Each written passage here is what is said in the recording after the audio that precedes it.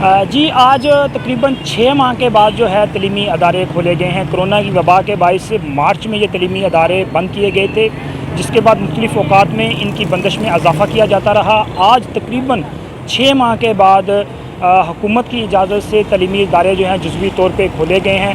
पहले मरहले में 9वीं और 10वीं से लेकर जो स्कूल हैं ये ओपन किए गए हैं। इसके साथ कॉलेजेस और यूनिवर्सिटीज़ जो हैं ये तमाम की तमाम ओपन की गई हैं, जबकि इसके अलावा जो प्ले ग्रुप से प्राइमरी और इसके साथ साथ मिडिल की जो क्लासेस हैं उनको अभी तक इजाज़त नहीं दी।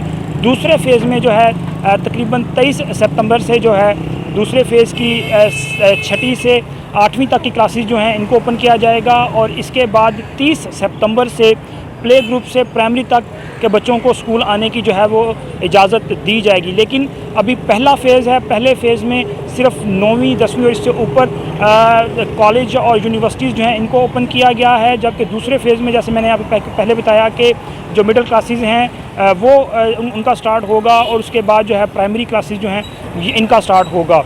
लेकिन तमाम स्कूलों में SOPs के हवाले से जो है वो काफ़ी सख्ती देखने में आ रही है।